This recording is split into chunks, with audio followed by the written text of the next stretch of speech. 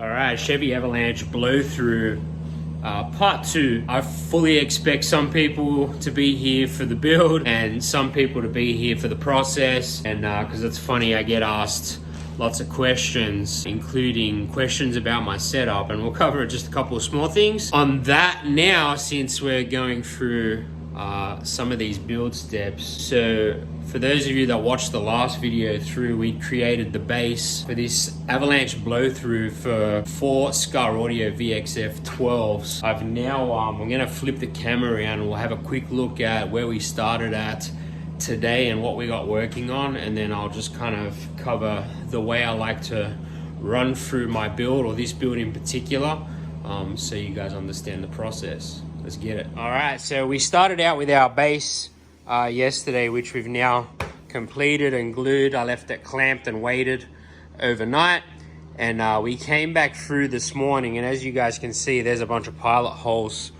all the way around already. And so we came through this morning and we mapped out where our front, rear, left, right, our baffles and our ports going to go.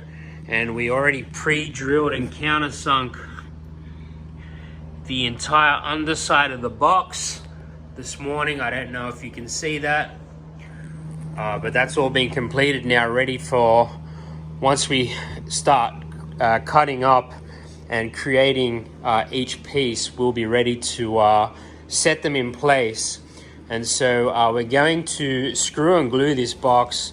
I'm more of a brads and glue type of guy, but the reason why we're doing screws on this is because some of the lengths of runs, I don't have the clamps available or long enough or enough of them to be able to do that. So I still have to use the clamps, mostly just to hold stuff in place while we screw. So this box in particular, we're going to be using some 2.5-inch 8-gauge spacks.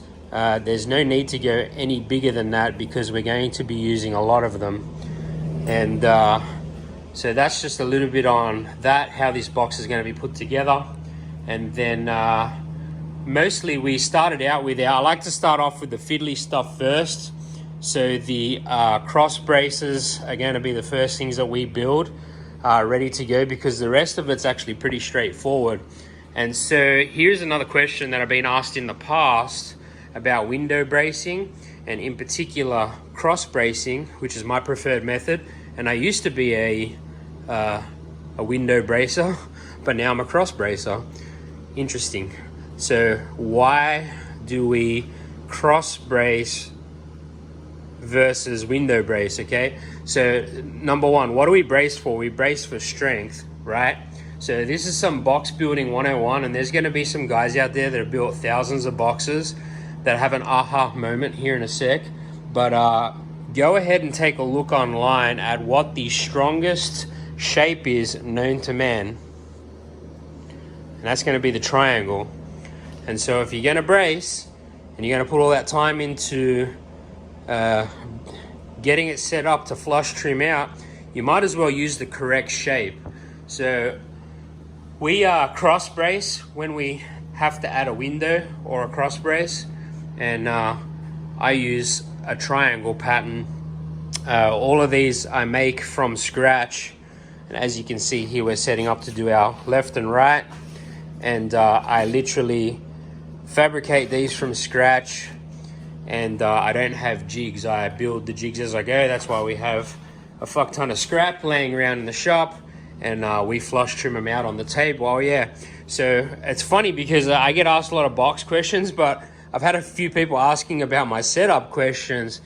And so so this is my outcut table. I have a very small shop. It's an 18 by 24. And so space is limited. I still wanted to be able to get a car in here. So I made, everything's basically modular. My compound miter saw is modular. All these benches and that can come out. Obviously our tool chest is modular, but this guy here is my favorite piece. We built this guy I designed and built this from scratch, and I can move it around outside wherever I like. And that's about it. We've got a Jessam router lift 2 in the table with a DeWalt 618 fixed back. And I'm a big fan of DeWalt tools, especially my saw. It's a 7¼ inch, or 8¼ inch, I think. Shit, I can't remember now. But anyway, my table saw and my router and my routing station, I have manufactured a lot of stuff on this. This is paid for itself many builds ago, and fantastic quality. I use Bosch router bits. I know I got some Bauer stuff up on the wall, but no, I use Bosch router bits, and we use Diablo saw blades most of the time. And so that's where we're at right now. We're gonna get some more of our cross bracing done, and once we're done with that, I think the next part that I want to do is the baffles and get the cutout set, and then we can kind of have a mock-up of where everything's gonna sit before it goes in, just to validate measurements and make sure everything is absolutely set and measured to spec. And here are our completed windows.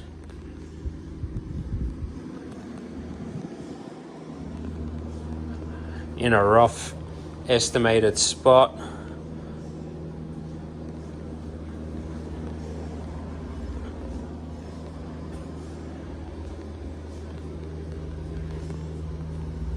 Very neat.